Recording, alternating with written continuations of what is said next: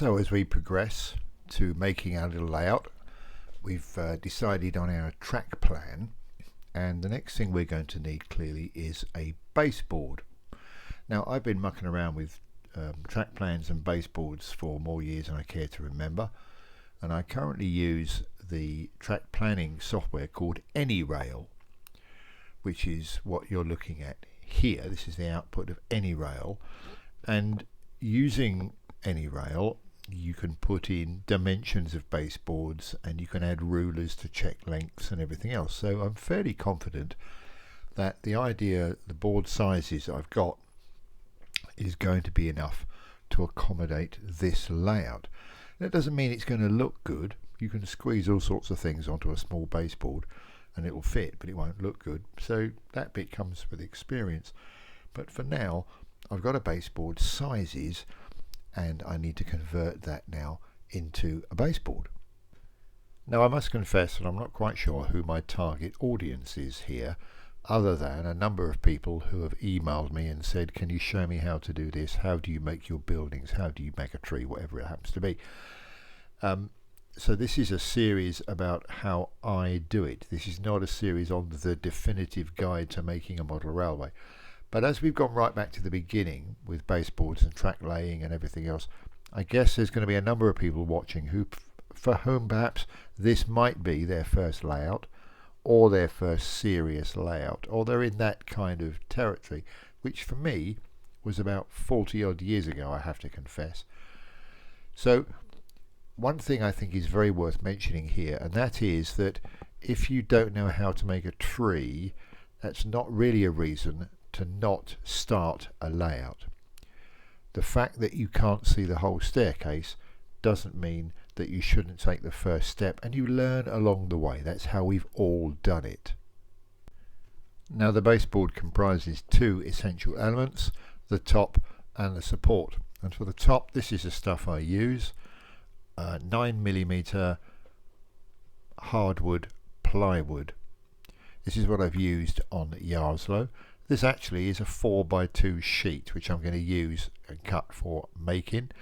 But with Yarslow, I bought it in 8x4 sheets from a builder's merchants.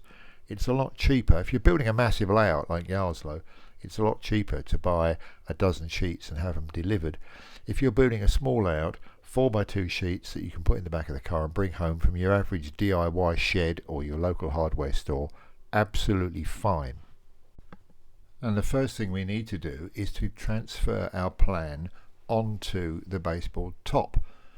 Now, at this point, I made a slight variation in my plan in that I decided that I was going to just stagger the boards, angle the boards, so that the whole layout presented a curve rather than a straight line. Now, again, experience allows you to do this. If you're doing it for the first time, straight lines are absolutely fine. And here are my weapons of choice for doing that.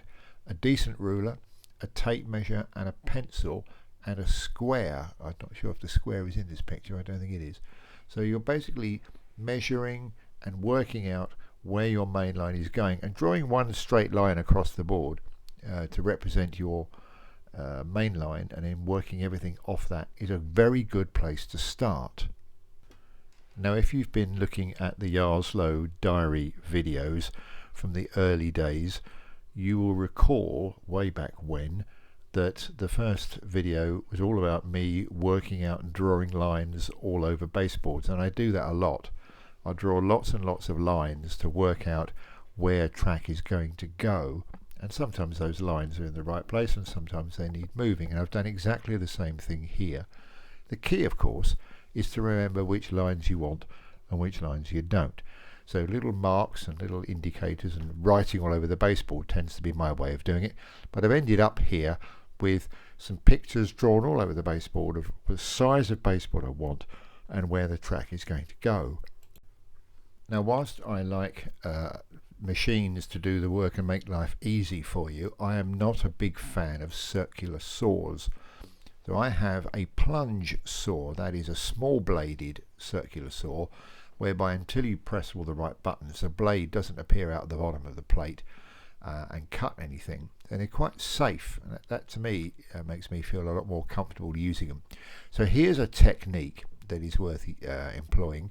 A piece of wood is used, clamped at both ends, and the saw is placed in such a way that the blade will run along the line that you've cut, and that's the line you want to trim the board at. Clamp it all down, check, double check, triple check. The old phrase of measure twice, cuss once is very true. Measure it 3 or 4 times, make sure your saw's in the right place. When you're totally happy with your fingers well out of the way, run the saw along, and then you end up with a nice safe cut in your baseboard. And lo and behold, after a little bit of work, you end up with some cut tops. You can see here the stagger. The two angles, incidentally, are slightly different. The angle at the far end of the board here is slightly shallower than the one at this end. I was experimenting to see which one I liked, and in fact I like both. So you can see there's a nice curve to the baseboard. It takes away that old straight lines and parallel to the front kind of feel to the thing. And just as an aside, here's the Trinity square boards being cut on exactly the same sawhorses back in the back of summer 2021. Now at this point, digress away from baseboards onto track planning, actually putting pieces of track on the baseboard to work out what's going to go where. Again, I've got rulers and squares and pencils and a Sharpie, the bits of track that I'm going to work with, and I'm using Train Tech board joiners here.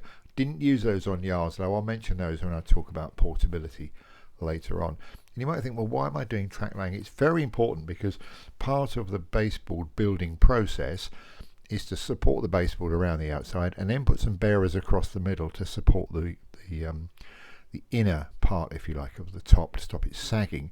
And what you don't want to do is to put those cross pieces where you want to try and put point motors or anything important.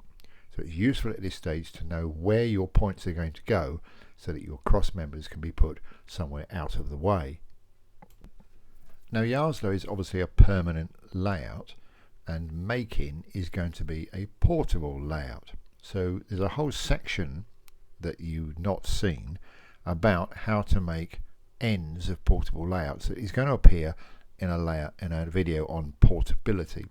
But for now, let's fast forward and say that using 3 by 1 inch planed timber, you cut that to length along the sides, along the ends, and with 2 cross pieces on a 4 by 2 board across the middle, drill and countersink some holes on the side of the baseboard, and essentially screw the frame piece by piece into the baseboards. And what you end up with is a nice supported piece of 4 by 2 ready to play trains on.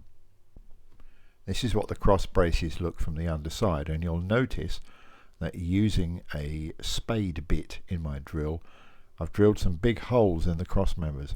This is not to lose weight. You're not losing a great deal of weight by doing this. It's somewhere to run wires from one end of the baseboard to the other should you need to do it. Now I'm going to show you this, and there's 2 bits in here that I'll come on to later, but this is the completed baseboard for making. It happens to be in 3 elements, but if you're building into a shed or you're building it into a room and it's permanent, this could be one big element. The cutouts, incidentally, are where the cartridge bays are going to be. That's again a separate video. But this work has taken me probably 3 or 4 hours. As I've said before on my video channel, and I'm going to say again now, this is not a race. There are no prizes here for doing this in an hour and a half flat. The longer you take and the more care you apply to it, the better baseboards you will have, the better your layout will be. Don't think that you're going to get some prize by doing it quickly. You're not. You're going to end up with either making mistakes or a baseboard that's twisted or bent, or it's not going to work very well. So we've decided and designed what we're going to do, and we built a baseboard to put it on. The next thing we're going to look at is actually laying some track. I'll see you soon.